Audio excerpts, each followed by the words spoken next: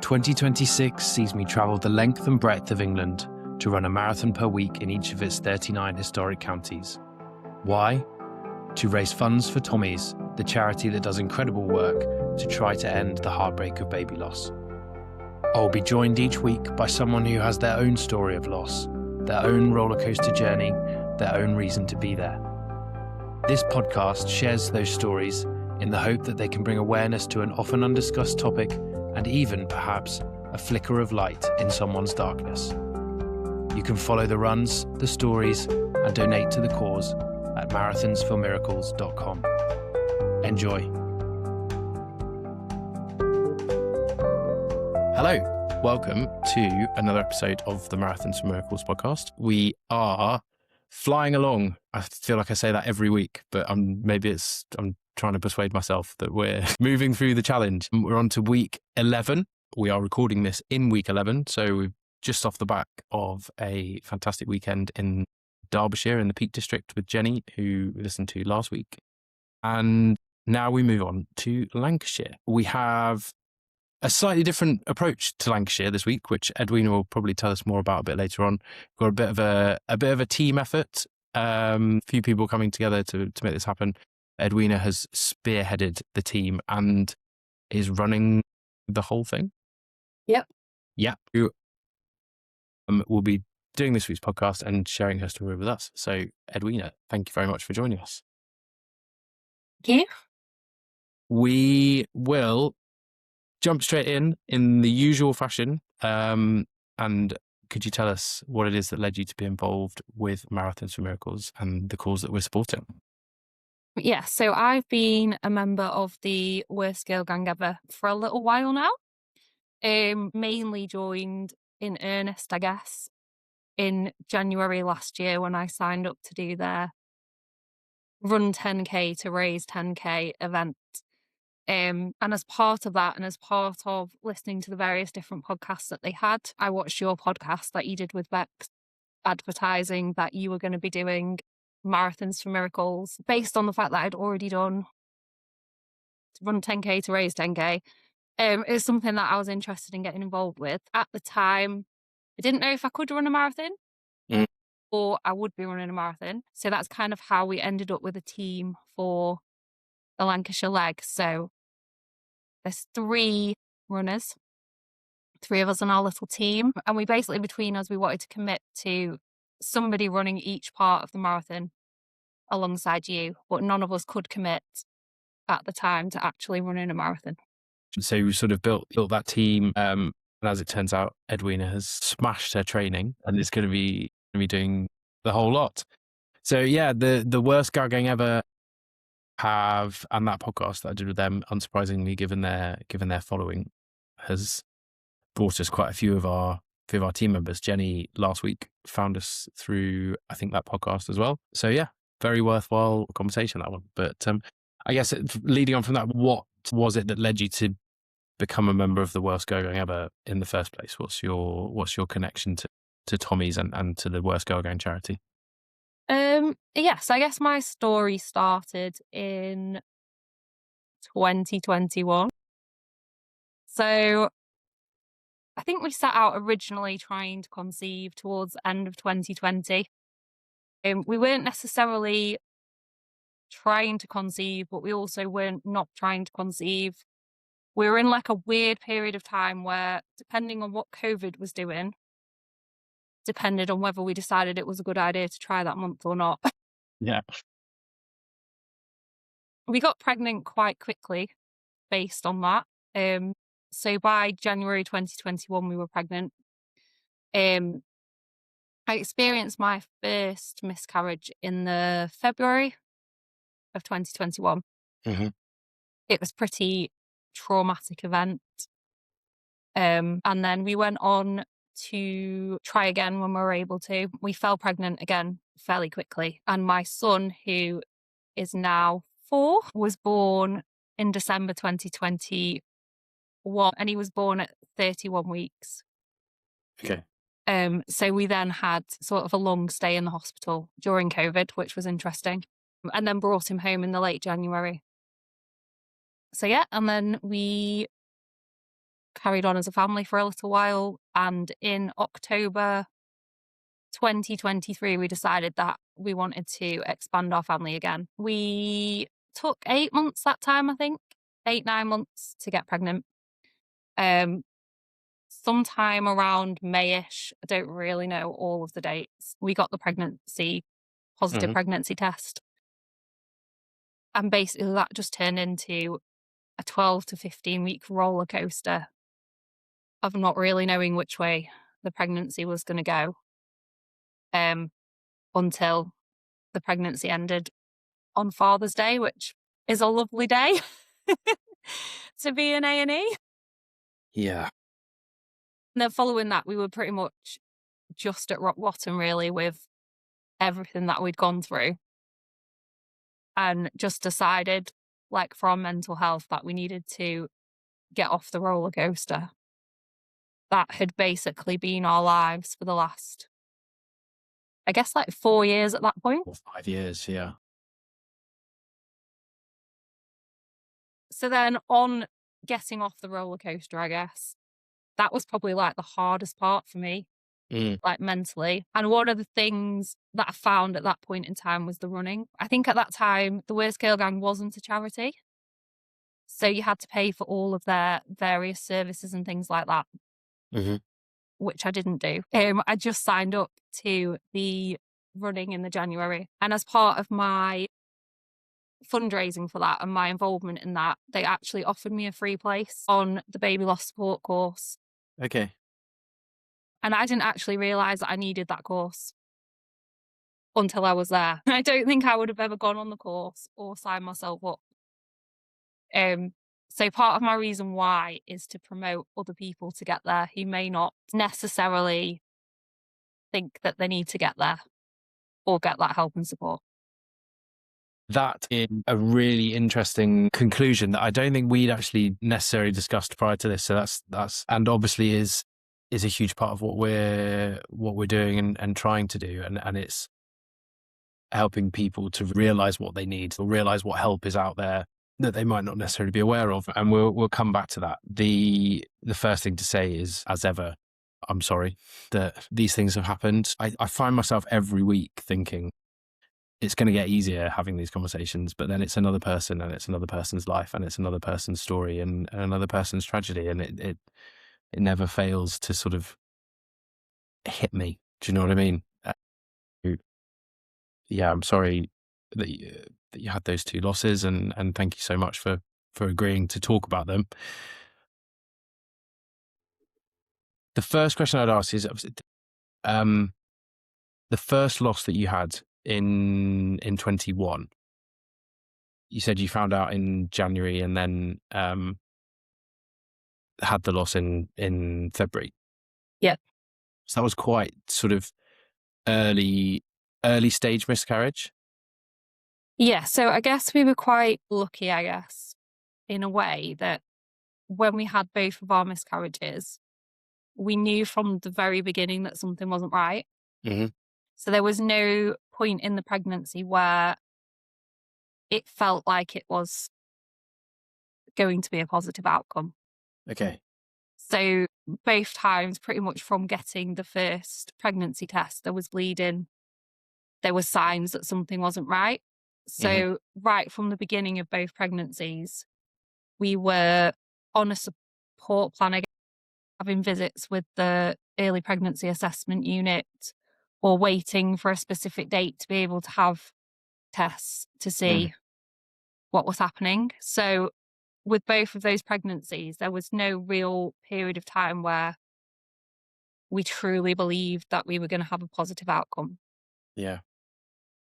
It's that word lucky again that so many people have used, and it always seems from the outside might seem like a strange word to be using, but it's interesting how you find the silver linings, I guess, or find ways of coping or rationalizing those situations. And so many people on the episodes have used the word lucky in circumstances that other people would not use the word lucky, but it makes so much sense to me. So then with the pregnancy of your son, was that immediately and obviously different?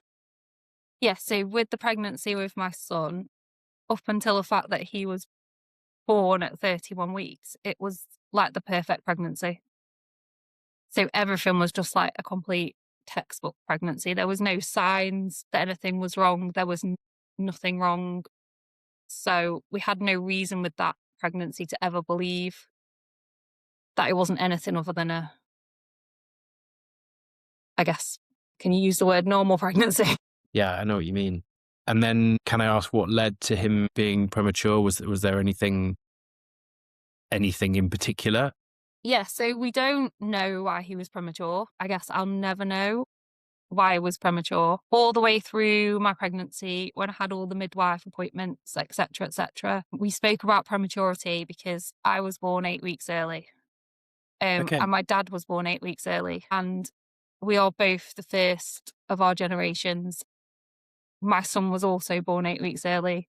He is the first of his generation. And they told me that it wasn't hereditary, but then, and it wasn't in genetics. Like prematurity isn't in your genetics, it's not hereditary. But when we delivered him, and you've got 3 generations where the first was 8 weeks premature in each generation, Yeah. like the medical people that were there was like, it's too much of a coincidence that there isn't potentially something in your genetics that's causing this. Yeah. But I signed my placenta over to the research. So I guess maybe that will give them answers in the future. Yeah. I don't know. Have you heard anything back about that? No, I don't think they give you any feedback on what happens after you've. Really? Yeah. And this is really interesting. Did your dad have siblings, and do you have siblings? Yes. And they were And born my term? dad is the oldest of 5, Okay. and he's the only one that was born prematurely. I am one of 3. I think my middle brother was a little bit early, but like within the realms of like 36 weeks, 37 weeks. Yeah. My little brother, he's 7 years younger, was stubborn and was born 2 weeks late on the same day as my other brother. So they share the same birthday. Oh, wow. So there's no pattern within the family to say each baby's going to be premature. Yeah. And so then that premature birth of your son led to NICU. Was it that level of prematurity, sort of a long stay in hospital then through to sort of the 40-week mark? Yeah. So I don't know why, but in Rotherham Hospital, which is where he was born, they don't actually call it NICU. So they just call it the special care baby unit. And we're just in the special care baby unit. But I know that special care baby unit takes babies from 26 weeks. So a certain aspect of that. Yeah. I've heard that term before, but not for a while. I wonder if it's just perhaps an older term for the same thing. Yeah. So that's, I guess, what that ward calls themselves in Rotherham. So it probably is the equivalent of NICU. He wasn't on like the high dependency section. So when he was born, he was breathing. He didn't really need oxygen and things like that. But it is a unit that does take babies from 26 weeks. So yeah, he was in there from the 18th of December. And I don't know if it was like 5 or 6 weeks. But he came out in January, somewhere between the 18th and the 20th of January. So that was an interesting time. Fairly long stint. And over Christmas, which I guess at that stage doesn't really matter. Christmas just fades into the background, I guess, doesn't it? But doesn't make it any less. I mean, it is a bit strange because it was COVID. So you also had to take a COVID sample every day to be allowed in the hospital. And you couldn't stay in the hospital. End of 20. Yeah.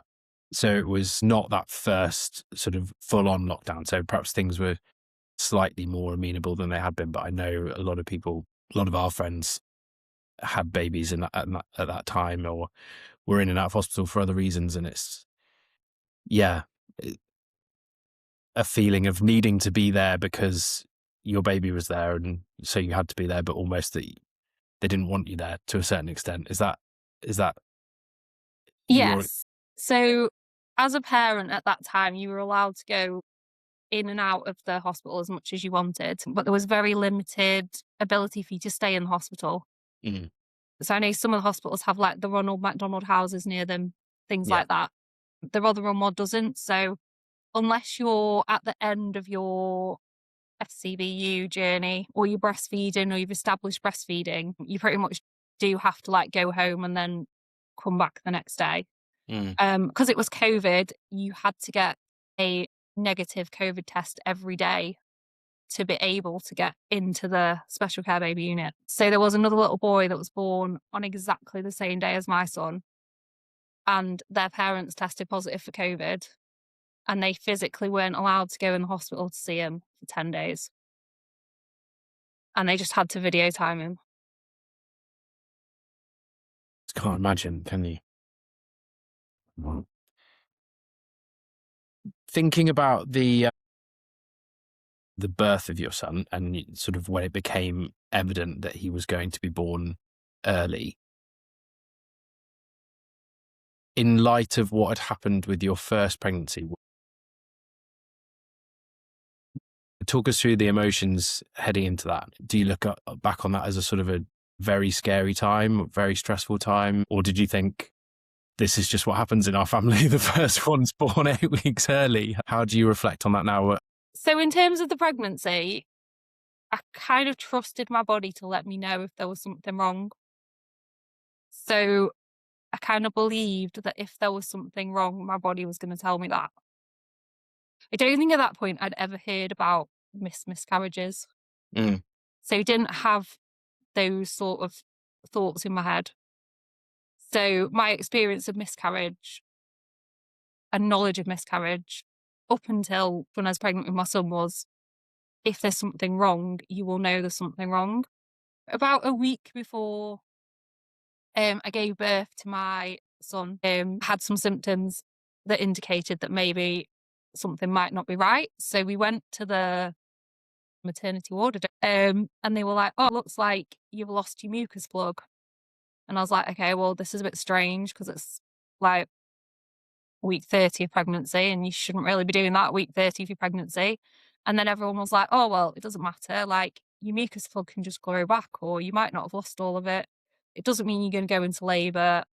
Some people might go into labour in like 2 hours or 2 weeks or 2 months. Like it doesn't really mean anything." So I was like, "Okay, well, we'll just carry on." Mm. And then a week later, my waters broke when I was at work. And again, I went to the maternity ward or wherever it was that I went. They were like, "Just because your waters are broke doesn't mean that you're going to be having a baby. Sometimes they can refill, sometimes other things can happen." And I'm like, "Okay, well, not 100% trusting what you're saying here." Yeah. And I think I rang my mum and my mum went, "That baby's coming. That baby will be here within 48 hours. Mm.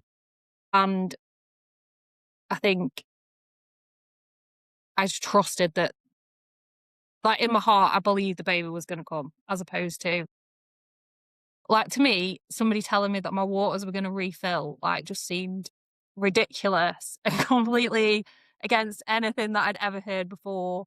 I'm no one to question a midwife, but I've never heard that one before. And also, like, people talk about when you're in labour that your waters can only be broke for like a certain amount of time and then you're at risk of infection.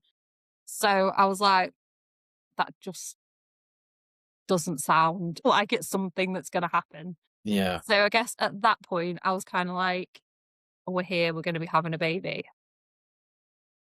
So did you stay in hospital at that point, or did they send you home? And I stayed in hospital at that point. Okay, so it was enough that they were sort of then keeping an eye on you and what was going on. And so then what was your mindset at that point? Were you reassured by the hospital that 31 weeks was actually fairly, like, a reasonably viable at that point? I don't think I really got anything from the hospital at that point. So it was in COVID. Where I was in the hospital was exceptionally busy. They were sort of, just because your waters are broke doesn't mean you're going to go into labour.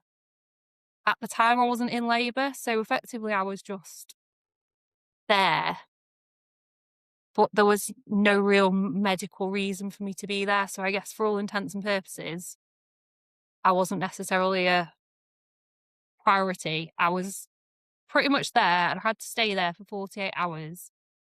And if I started to go into labour within the 48 hours, I'd be having the baby. And if I didn't, I'd be going home. So I was kind of just chilling in the hospital Yeah. with no real direction Interesting. at that point other than to put your feet up and read a magazine and see what happens in the next Yeah. 48 hours. The first night that I was in the hospital, I got some contractions overnight and they put me on monitor and then they were like, "You're not in labour, the contractions have died down." Then I think the second day, it was the same. They were booking me in for like different tests and things that they were planning on doing in the future. Mm. So they were concerned that I might have gestational diabetes based on the size of the baby. Okay. So they were like booking me in for appointments on like the Monday and the Tuesday. So they weren't doing anything to make me feel like the baby was going to arrive Mm. imminently, should we say. And then on the second night that I was there, and I got contractions again in the night. And then they put me on a machine because I couldn't feel him kicking. Mm. So on the first night, he was kicking loads. And then on the second night, he wasn't kicking at all. So at that point, that's when they put me on the machine. And then at that point, that's when all the medical people came and said, "We need to deliver this baby today. We're going to book you in for a C-section."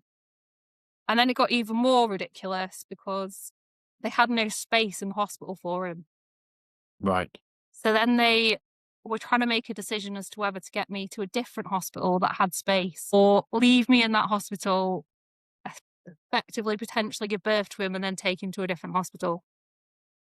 What's the outcome of that?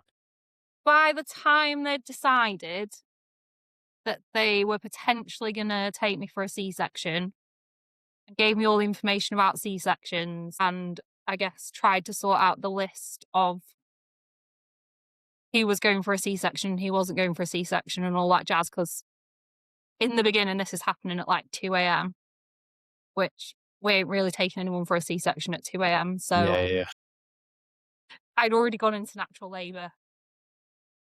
So by that point, they were like, well, maybe we don't need a C-section. Let's just induce labour, speed it up a bit. Yeah.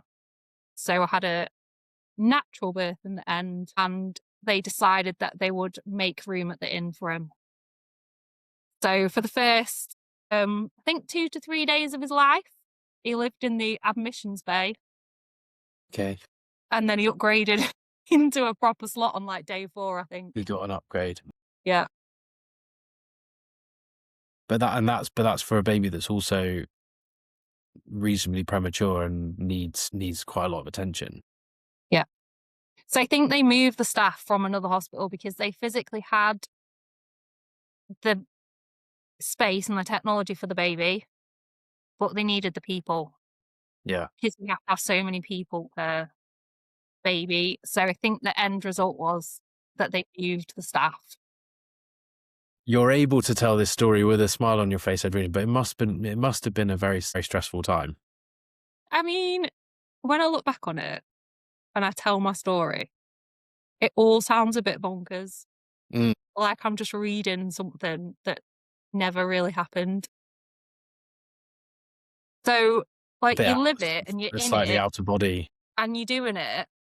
But then when I actually joined the Worst Girl Gang and I'm like telling people my story, and I'm like, I don't think I need any help or support. I don't really know how I got to this like bit where I can't carry on this journey. And everyone's like, do you even register that all this stuff happened? Yeah. And I'm not necessarily, because I was so busy living it in the moment that you don't necessarily have time to actually digest it. So tell us about that support after baby loss course that you went on. What did that consist of, and what was it that sort of made you realize, oh yeah, I did need to do this? Yeah, so the whole time that I was mainly in the Worst Girl Gang ever and being surrounded by I guess, baby loss and awareness, to me, everybody else's stories felt quite significant. And still now, like, if I listen to people's stories, like, I don't know how people get through those stories. I feel like my story is much less significant than other people's stories and other things that I hear about. And part of the reason why we ended our trying to conceive journey is because I don't physically think that I'd have the strength to live through some of the other experiences that people face.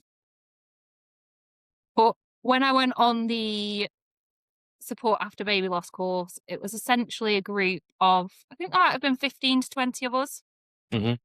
And it was an 8-week course, and everybody on that course had a different story. Some people on that course had children. I guess that was another reason why I didn't necessarily feel like I needed the support or deserved the support, because other people don't have a living child. So there's almost like a sense of guilt there that you're struggling, but at the same time, you've got that child.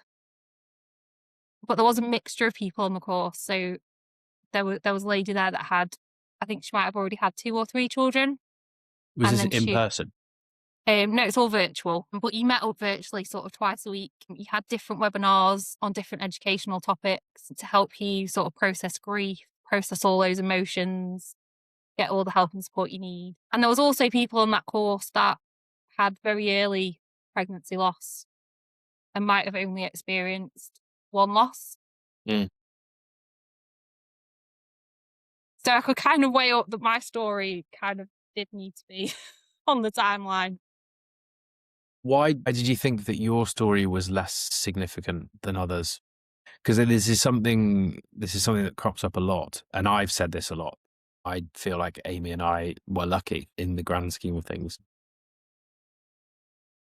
So I guess in terms of being lucky, I feel like I was lucky because my body always told me that it wasn't right. So in my 2 pregnancies where they ended in miscarriage, I never had that period of time where I believed that I was going to be bringing home a healthy baby. Yeah. So I didn't turn up at a 12-week scan expecting everything to be hunky-dory. I went to appointments and I went for tests with the anticipation that they were going to tell me this pregnancy is going to end in miscarriage. Especially with the second pregnancy, it took them 12 to 15 weeks to confirm that that was going to happen. Yeah. And that was 12 to 15 weeks of multiple appointments in a week, multiple HCG tests, multiple scans, multiple admissions to hospital overnight. So that was quite a significant period of time where you're living in a world where in your heart, you know it's not going to be a positive outcome, but they're not going to commit to it not being a positive outcome until it's not. You've still got to go through the second time round 15 weeks of that, as you said, quite rightly, roller coaster. Yeah. That's where the strange sort of contradicting emotions start to kick in, isn't it? You obviously want to be pregnant because that's the journey you've set out on, but you know that something's not quite right there. Yeah. And at that period of time as well, we have my son. So I think he was 2. Mhm. So you want to be at home and you want to be a parent for your child, and you don't necessarily want a 2-year-old to live in the world where they understand where mummy is or what mummy's doing. And then potentially like mummy's disappearing. Now mummy's like in hospital again and you don't really understand where she is or where she's gone. And there was a period of 2 weeks in that time where they classify you as having a pregnancy of unknown location. Right. And because I was ill, they basically told me that I couldn't be left unsupervised. So essentially, I was supposed to be with another suitable adult at all times for 2 weeks. Yeah. And It's just not essentially sitting possible there with like a a ticking time 2-year-old, is bomb, it? being told that I wasn't capable to look after a child by myself. This leads me on to one of the most obvious questions to ask, I guess, which is, what was it that led you ultimately to decide not to try again? After my first miscarriage, we always knew that we'd carry on and we wanted a child. So I think if all the miscarriages had happened before we'd had a living child, I don't think we would have ever stopped until we got a living child. As part of my initial miscarriage, that ended in a hemorrhage and me getting rushed into emergency surgery. So it was basically a medical emergency. Right. As part Wow. of as part of delivering my son, I had a reaction to an epidural and again was a medical emergency. And then I had 2 medical emergencies in my second miscarriage. One of them where I went to hospital in an ambulance and the other where I got admitted to A&E. So at that point, my husband was done. He was like, "We are not turning you into another medical emergency for all intents and purposes." Yeah. And I was like 80% done. But I think the final thing that decided it for me was the older that my son gets, I don't want him at such a young age to have to watch me go through that. More aware he is of what's actually happening.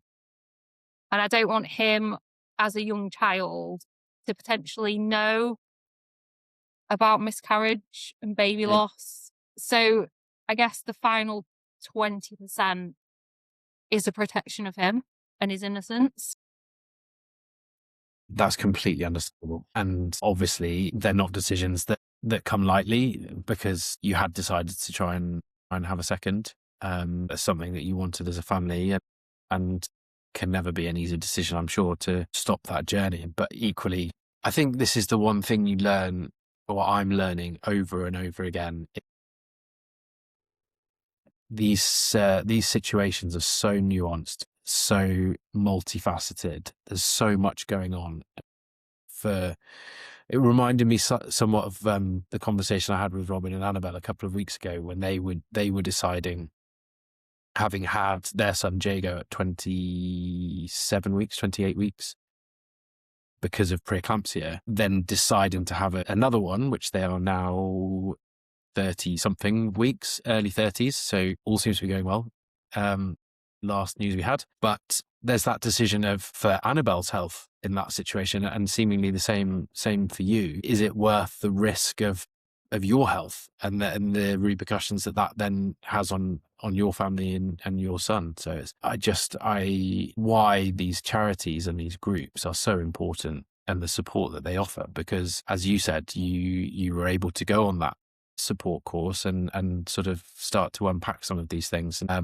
Hopefully and seemingly it's made a big difference for you. Yeah. And we never want our son to believe that he's not enough, to the point that we've gone down this path and basically ended in, like, I guess we were heading towards self-destruction, carrying on down that path. And I think, well, after the first miscarriage, then we had my son.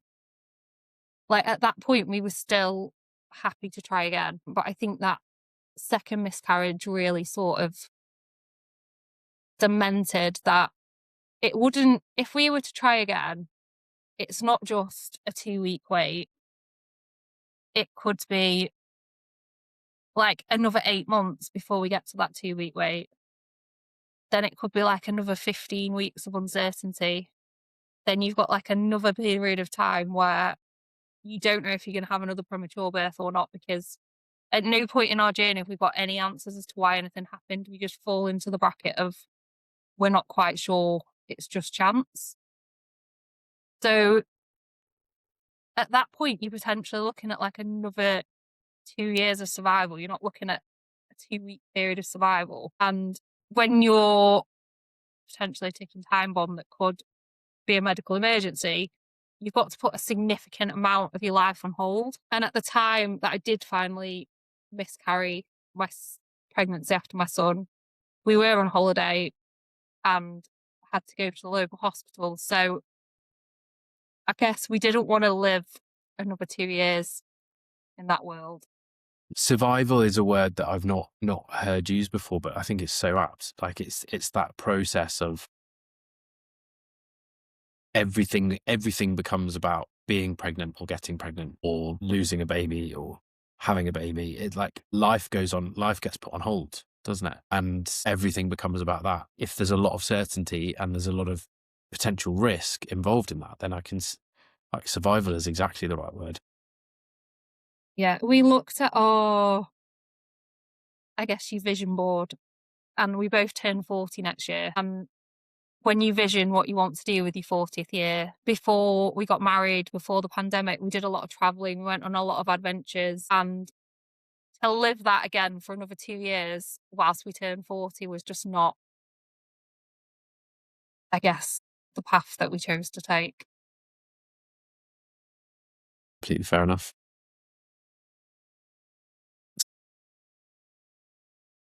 Quite the story, and seemingly sort of reached a conclusion for you now, and hopefully happy one with your little boy, Yeah. and being able to be at peace with that decision. And I admire you for having the bravery to stop, because I think that's something in itself. And obviously the and grace to come and talk to us.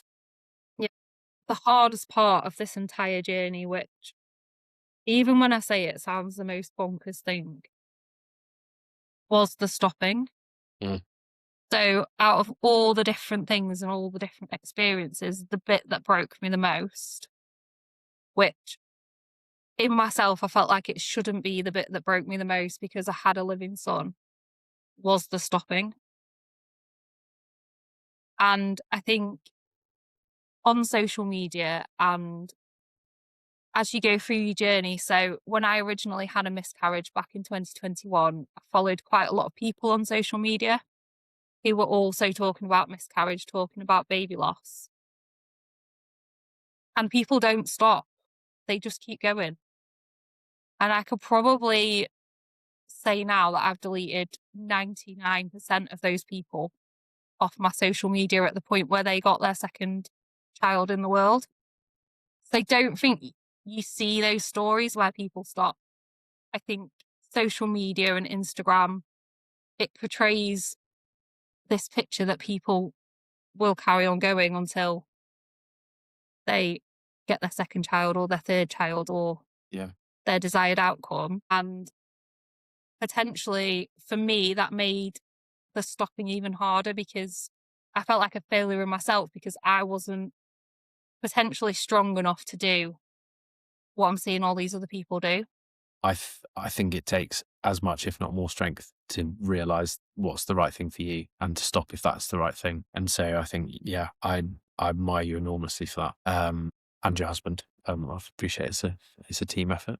And Mustn't even, I forget guess, about the men in this and our immense importance in this whole process. I guess even in my social circle and people around me, like they don't understand why we stopped because they're just like, well, if you just tried again next month,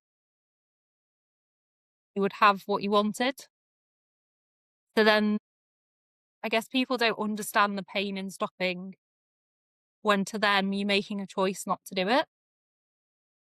But they perhaps do you think they understand the pain, the potential pain in carrying on, or the psychological side of knowing what that potential harm is?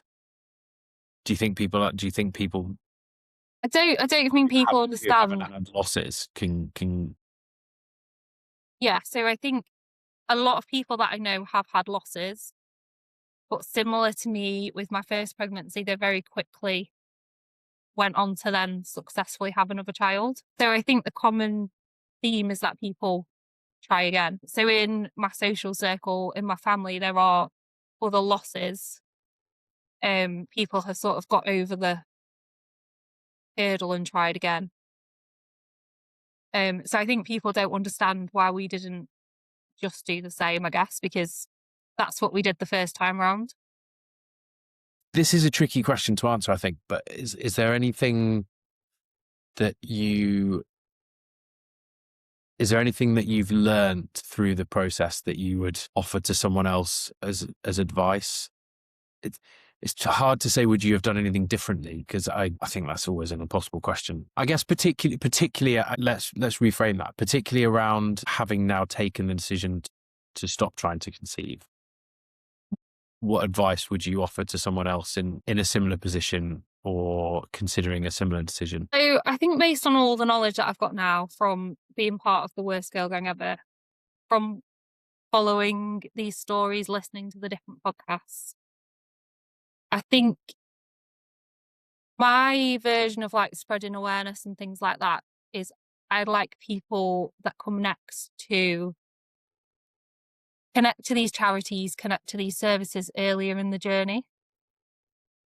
Had we potentially known more information about Tommy's earlier in our journey, had we known about the worst girl gang ever earlier in our journey, could we have done something differently in that 2-year gap before we went on to try and conceive again?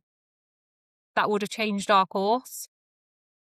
And I'm probably going to say yes. Sort of looking for outcomes from the first, trying to get some more answers around the first miscarriage, or just more of a mindset thing? I think there's a lot of education out there about fertility, about your fertility cycles.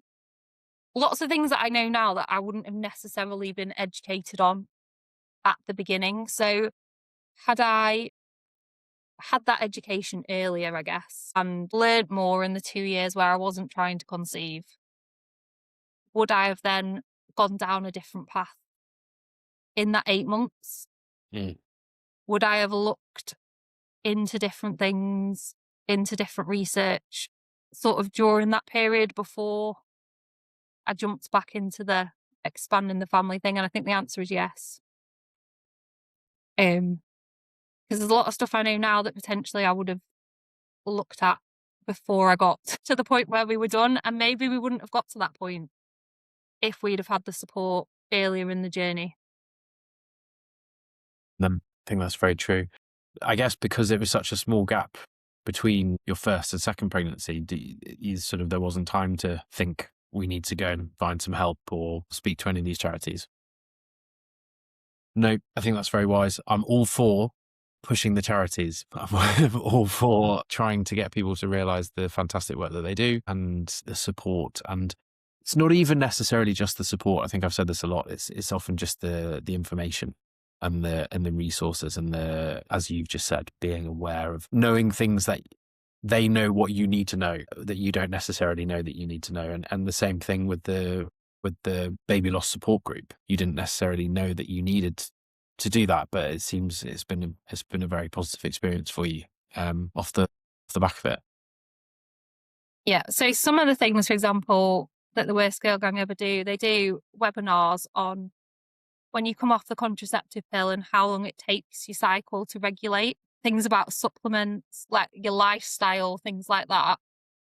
Had I known all of that in that 2-year gap and prior to coming off the contraceptive pill to try and conceive again, maybe I would have made some lifestyle adjustments. Maybe I would have done things differently.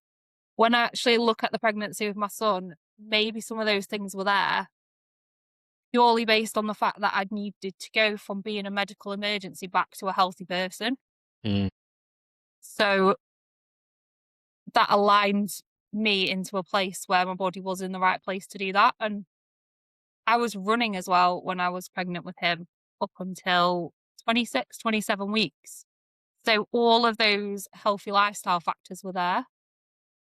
Whereas when I was trying to conceive after him, they'd all sort of been eroded away. So I think I would have definitely could have made different choices. My hope is that if people need the education and the support, that they get there quickly, I guess. So running is the answer. Yeah. Well, running is the answer for my mental health anyway.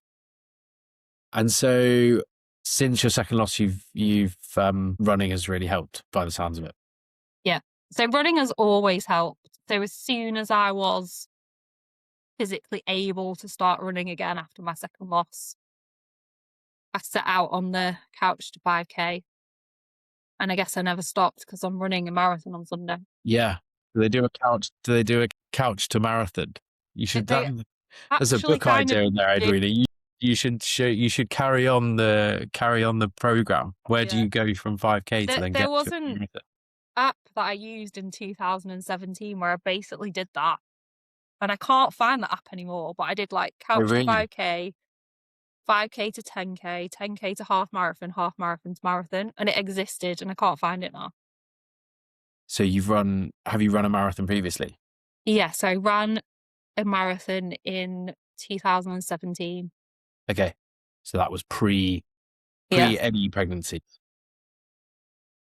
Yeah, And about a decade ago. where was that? I did the Edinburgh Marathon. So I Oh, applied nice. to do London and they were like, you've not got in London, so you can have a free place in Edinburgh. And I was like, why not? And how did it go? Well, I did it in 5 hours and 44 minutes. Okay. So I secretly want to do this one in less than 5 hours and 44 minutes. Okay. Based on my Not, last not so long run. not so secretly now. Based on my last long run, I feel like it is possible. Okay. But we'll see. So what are we gunning for? Sub 5? And well, we're going for under 5 hours and 44 minutes. Okay. That's the goal. Fantastic. I guess it depends how slow we can make Phil run, because that's going to be the biggest challenge. So Phil is Charlotte's other half, Yeah. who I met actually. Charlotte ran with us in Leicestershire week 1, and Phil was around as well, but didn't run. I can't remember why. Perhaps an injury, which obviously he doesn't have anymore. So that's good. And so I think Phil's going to join us for the whole thing as well. Is that right? Yep. And then Charlotte and Grace are going to dip in and out at various points, the two of them around the course. Yep.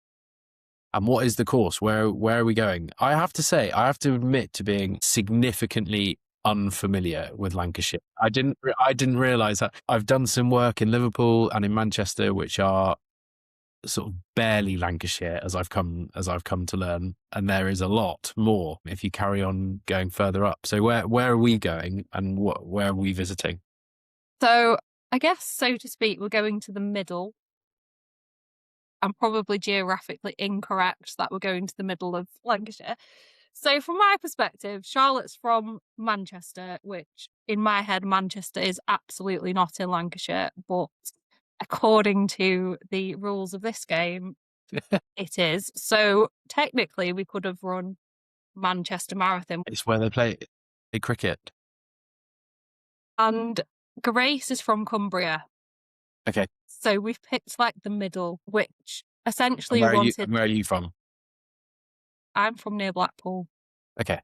So I'm we're closest to you then, I guess. Closest to me. So I am 30 minutes from the start line in a little place called Conda Green, which happens to be the place that has a car park and also the place in which my best friend got married. Oh, wow. The middle part of the route is connected to Charlotte because she's done the Trimble 20 before, which is a 20-mile race that covers most of our route of the marathon. Okay. Which is actually held on the weekend of the 14th and the 15th of March. So most of our marathon route is stolen from that.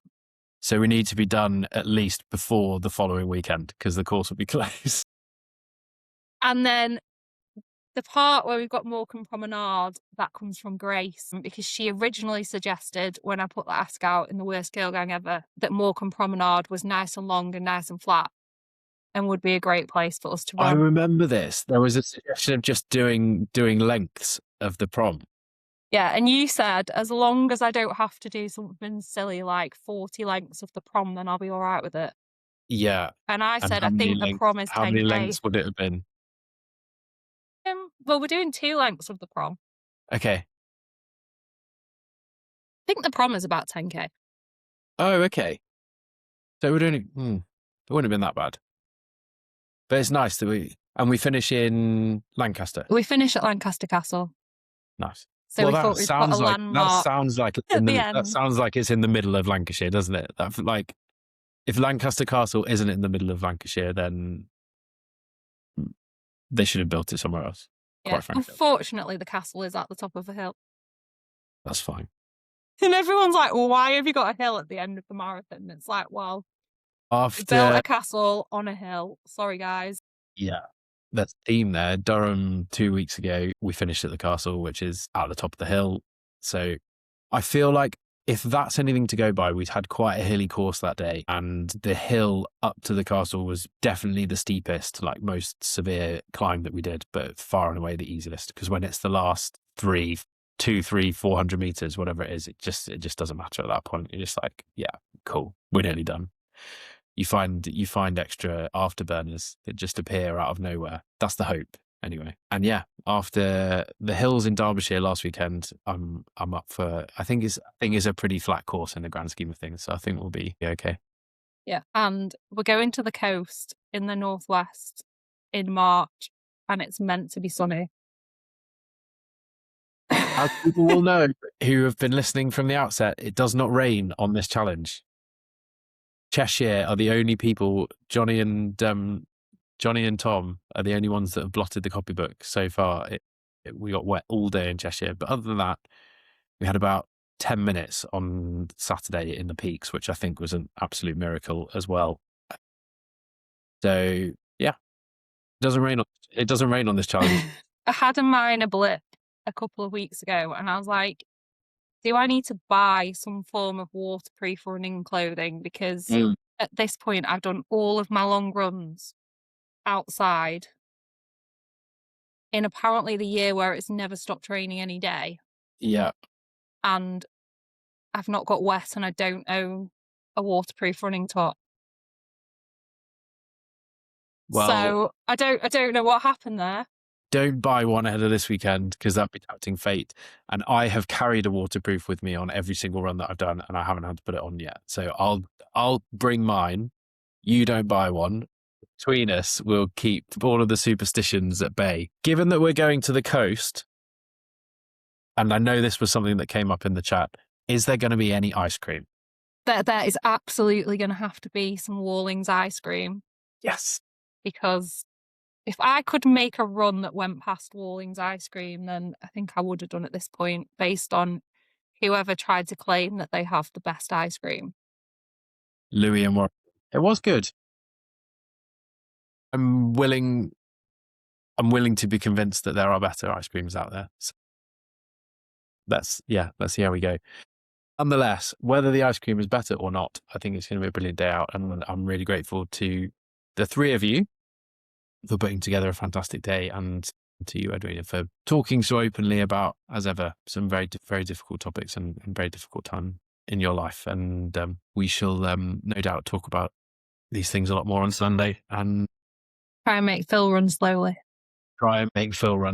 As I mentioned within the conversation that we've just had, the support that these charities offer is so important to so many people. But as you said, it doesn't come for free. So if you are listening to this and would like to donate to Tommy's, you can do so by visiting www.marathonsmiracles.com and click on the big pink donate now button. Or if you would like to learn more about the Worst Girl Gang Ever and the work that they do, or donate to that, we will put a link in the show notes. But yeah, thanks again, Edwina, for taking the time to talk to us, and I'll look forward to seeing you and the gang on Sunday. We'll see you there. Thanks very much. Thank you.